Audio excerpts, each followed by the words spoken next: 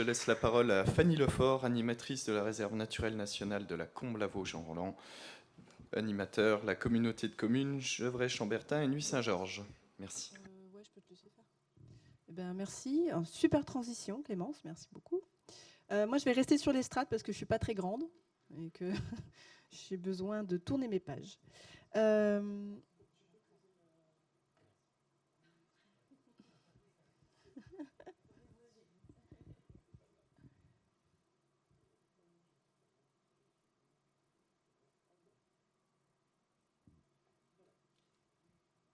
Alors, ce que je vais vous présenter, en fait, c'est un retour d'expérience de notre plan d'interprétation qu'on a réalisé entre 2015 et 2016. Donc, je vais pas revenir sur les méthodos, puisque ça a bien été expliqué. Donc, rapidement, qu'est-ce que c'est que le plan d'interprétation pour nous? En tout cas, c'était un document, un projet qui visait la valorisation du patrimoine naturel. Donc, l'idée, c'était de le rendre compréhensible, de traduire des connaissances scientifiques dans le langage des visiteurs, alors scientifique, historique, et de donner du sens au patrimoine et d'en faire une matière à réflexion. Donc sur notre réserve naturelle, l'idée est aussi de définir des publics cibles, d'orienter les actions éducatives, la signalétique, la communication, bref, de traduire l'esprit des lieux, pour reprendre Monsieur Carter. Donc, en fait, on a choisi un prestataire, parce qu'on n'avait pas les compétences pour ça, qui s'appelait Cairn Interprétation. Donc, c'est une entreprise coopérative venant de l'Ardèche. Voilà, donc en fait, ils ont travaillé 1 an et donc dans ce plan d'interprétation, on a voulu vraiment impliquer les habitants, les partenaires locaux, vraiment dès l'élaboration de ce projet, dès le départ. Et donc, c'est un groupe de travail qui a été créé et qui ont travaillé pendant 1 an à la validation, ou plus que la validation, en tout cas à la construction de chacune des étapes du plan d'interprétation. Donc, le groupe de travail a validé le thème fédérateur. Donc, c'est ce fameux thème très très important du plan d'interprétation sur lequel tout va être basé. Donc, la réserve naturelle est proche des vignes, puisqu'on est à Gevrey-Chambertin. Et donc, le thème fédérateur, c'était sur la côte dijonnaise, au-dessus du vignoble bourguignon millénaire, il existe un autre nectar, les Comtes, espace de nature sauvage. Les Combes, espèces de nature sauvage, au paysage inattendu et d'une richesse botanique unique en Côte d'Or, la réserve naturelle en présente un concentré à déguster avec l'essence. Alors au début, ce thème fédérateur, nous dans l'équipe, on n'était pas hyper chaud. On s'est dit, on parle encore de la vigne et la nature dans tout ça, voilà. Donc ça a été un sujet à débat dans ce groupe de travail où vraiment on a confronté les choses. Et ça a fait son chemin, malgré tout. Et donc, on en a créé un fil conducteur. Donc, il y a eu en fait, ils ont fait un parallèle, une analogie entre le vignoble et la réserve naturelle. La réserve étant l'autre nectar. Et donc, on a 2 personnages pour incarner cette analogie. Donc, c'est Cybèle et Dionysos. Cybèle étant la déesse de la nature et Dionysos, le dieu du vin. Et voilà. Et en tout cas, le fait de profiter de la vie. Donc, on se disait que c'était important de pouvoir faire se correspondre les deux, se faire parler les deux. Donc, on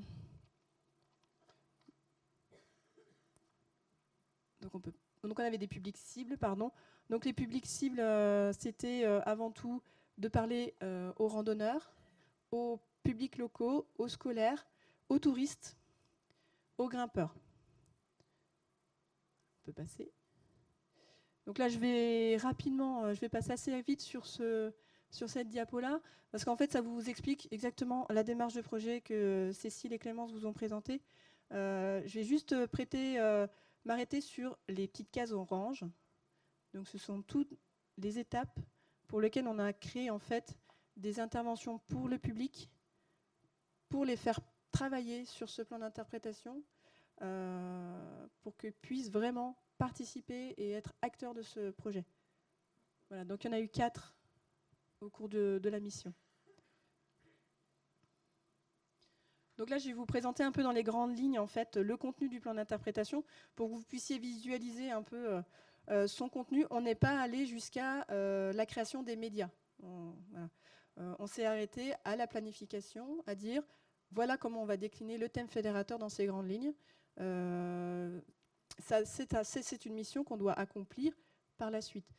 Sachant que nous, sur la réserve naturelle, les objectifs principaux étaient de ne pas augmenter la fréquentation, puisqu'on est sur un site comme à enjeu, de ne pas augmenter le mobilier déjà existant. Donc on a réutilisé en fait des sites qui étaient déjà aménagés pour ne pas en rajouter une couche, sauf dans le fond de combe de Lavaux, où là on sait que les locaux sont le plus présents et voilà, on se devait de leur apporter un message important sur la conservation.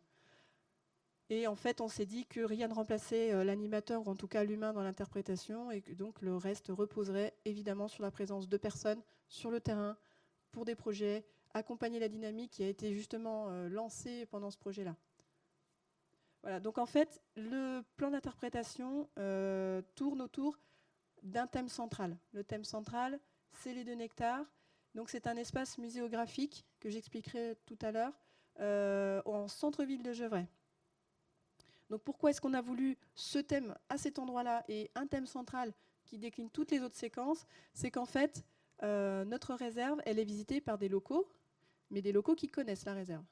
Les autres personnes habitantes du territoire, on s'est rendu compte qu'elles allaient assez peu finalement sur cette réserve et qu'ils avaient une idée sur ce qu'était la réserve, mais qu'ils n'osaient pas y aller. Donc on s'est dit, on va déjà les inviter à venir la découvrir en recréant quelque chose sur un espace de muséographie pour les encourager à aller visiter par la suite la réserve naturelle en elle-même sur le terrain. Donc ensuite, de ces 2 nectars, donc de ce thème central, on proposait aux gens de rejoindre la réserve naturelle en passant par les vignes. Donc ça, c'était assez ambitieux quand même comme projet. Donc on avait un sentier qui s'appelle le sentier de la Bossière. Et donc on utilisait ce sentier de la Bossière pour emmener les gens jusqu'à la réserve. On avait ensuite, au bout de ce sentier, une autre séquence qui s'appelle la réserve Une Bonne Cave. Donc là, l'idée, c'était de créer quelque chose de ludique. C'était un espace, jusqu'à il y a très peu de temps, qui était beaucoup utilisé par les écoles. Donc je vous expliquerai pourquoi, justement, cette séquence va évoluer. Donc la réserve Une Bonne Cave. Ensuite, on emmenait les gens vers le fond de combe de Lavaux. Donc c'est ce que vous voyez à droite, la séquence D. Donc la séquence D, c'est conserver en fût de chêne, donc qui parle justement de notre travail de conservation. Et en dernier, la séquence E, l'origine des appellations, qui, elle, n'a pas été développée par manque de temps. Mais en tout cas, on sait que voilà, il y a la séquence E qui existe avec des objectifs qui ont déjà été posés.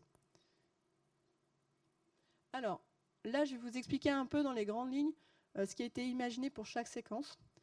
Donc, l'espace muséographique, le thème central du plan d'interprétation, le projet initial était de créer une maison du tourisme et de la nature à Gevrey-Chambertin, en plein centre-ville. Donc, dans un espace, dans ce bâtiment que vous avez vu juste avant, qui est l'ancienne mairie de Gevrey, et encore avant, une halle où on vendait le vin au 19e et au 20e. On vendait le vin et les bestiaux. Donc c'était un espace, en tout cas pour les gibriassois, qui était très connu, un thème vraiment en plein centre-ville, enfin, si on peut dire que Gevrey est une ville, en plein bourg plutôt. Et c'est un lieu de passage parce qu'il y a l'office du tourisme qui est juste à côté. Donc on a à la fois les touristes, on peut avoir à la fois aussi les écoles, puisqu'il y a quand même les écoles de Gevrey qui sont proches, et cet espace qui était à notre disposition suite au déménagement de la mairie. Donc on s'est emparé de cet espace pour imaginer un espace de muséographie qui fait la dualité entre la vigne et la réserve naturelle. Parce qu'il faut savoir qu'en fait, les vignes sont plantées sur un cône de déjection du calcaire du Comblanchien, et donc il n'y aurait pas de vignes s'il n'y avait pas eu cet espace naturel juste derrière eux. Voilà. Donc ça, c'était notre parti pris à nous. Il n'y a pas de vigne sans réserve. Voilà. L'inverse n'est pas forcément possible. Donc l'idée, voilà, elles ont imaginé en fait des espèces d'arbres qui seraient au milieu de cet espace muséographique avec des panneaux en biface. Donc d'un côté, vous avez la vigne, et de l'autre côté, on parle de la réserve. Et en fait, c'est toute une analogie en parallèle entre les deux espaces. Voilà, parce que vraiment, la réserve est l'interface entre ces deux milieux. C'est la zone tampon entre la côte et le plateau. Donc là, c'était vraiment cette chose-là qu'on voulait faire ressortir. Et en fait, on voulait que ce soit immersif. Donc les visiteurs, ils étaient accompagnés dès l'entrée par un espèce de coffre que vous voyez là au-dessus à droite, marqué Côte Dijonnaise. Donc un coffre avec une manivelle. Donc les gens tournent la manivelle et en fait, c'est tout le paysage de la côte qui se dessine en tournant la manivelle. Donc l'idée était de montrer comment ce cône de déjection s'est formé et comment les vignes ont été plantées dessus. Voilà. Le lien, c'était vraiment de faire le lien entre cet espace de nature et l'espace économique qui existe en tout cas à Gevrey. Ensuite, on a la séquence B. Donc la séquence B, c'est ce fameux sentier qui est censé accompagner le visiteur jusqu'à la réserve. C'était de créer en fait une transition entre cet espace muséographique et la réserve, le milieu sauvage, où ils vont pouvoir le découvrir en totale liberté. Donc en fait, l'idée, c'était de reprendre des panneaux qui existent déjà et juste d'y inclure des panneaux de visée, donc pour donner à voir des éléments importants de la réserve naturelle sans forcément expliquer le pourquoi du comment. Et on avait aussi l'idée de faire une lecture de paysage, donc un support papier pour que les gens puissent regarder, essayer d'identifier les différents lieux dits de la réserve naturelle. Ensuite, on a une bonne cave, donc ça c'est la séquence C. Donc cette séquence C, elle est mise à mal en ce moment parce que, si vous voulez, à l'époque, on avait un site sur lequel on accueillait les écoles de la réserve naturelle et ces écoles n'ont plus les moyens de se déplacer sur ce site. Donc finalement, cet aménagement-là est potentiellement remis en question parce que le public n'y est plus. Donc ça, voilà, c'est une question qu'on se pose.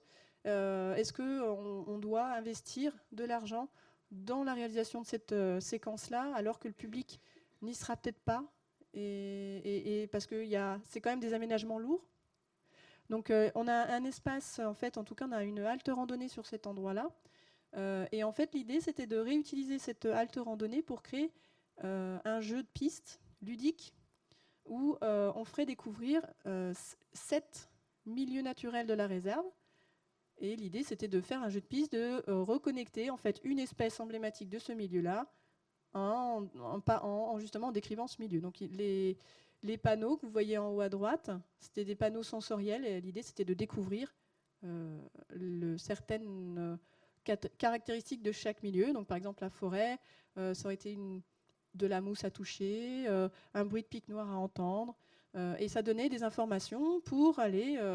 donc là la petite boîte que vous voyez en bas, c'est un taquin, de donner des éléments de réponse pour répondre à ce jeu. Donc l'idée c'était vraiment d'expliquer 7 milieux de la réserve naturelle. Donc c'est un aménagement lourd et assez coûteux qui est remis en question justement. Voilà, est-ce qu'on doit dépenser 30 000 € pour faire ce projet-là qui est quand même 7 panneaux sur très très peu de temps, sur très peu de surface, pour un public qui ne sera peut-être pas là. Voilà. Ensuite, on a la séquence D. La séquence D, actuellement, elle est en cours de réalisation. Donc la séquence D, c'est l'une des séquences que l'équipe a choisi, en tout cas, de développer en premier. Parce que c'est le fond de comble de Lavaux qui est le plus visité par les locaux et les sportifs, en tout cas les usagers de la réserve. Et on se devait de commencer par celle-ci avant de commencer par le thème central. On aurait pu commencer par l'espace muséographique, sauf que cet espace muséographique, encore une fois, coûte à peu près 100 000 €. Et donc là, les financements, voilà, on est un peu bloqué par ces financements, parce que c'est un projet très ambitieux. Et donc on a choisi de commencer par la séquence D. Séquence D qui a aussi elle-même évolué. Donc voilà, en fait, l'idée c'était de parler du travail de conservation, de ce que l'on fait sur la réserve au quotidien. Parce que souvent, on nous pose la question, quand on rencontre les gens, mais en fait, ils nous disent, vous faites que vous promener. Voilà. Donc on leur dit, mais non, en fait, on ne fait pas que se promener, on a aussi un travail sur chaque milieu où on intervient, où on n'intervient pas. Donc par exemple, l'idée, c'était vraiment de montrer que de faire un parallèle entre l'intervention sur un espace naturel. Par exemple, sur les pelouses calcaires, on a du pâturage. On va aller couper des pins noirs parce que c'est une espèce exogène. Et puis, d'un autre sens, on leur dit sur la forêt, on ne fait rien. On laisse la forêt vieillir en n'exploitant pas la forêt. L'idée, c'était quand même d'expliquer le pourquoi du comment à ce public-là, qui c'est quelque chose d'assez complexe pour eux, en tout cas, à comprendre que sur un site, on intervient et sur l'autre, on n'intervient pas. Donc on a fait, pour reprendre le thème central, 4 tonneaux ludiques avec des volets que l'on ouvre qui donnent de l'information.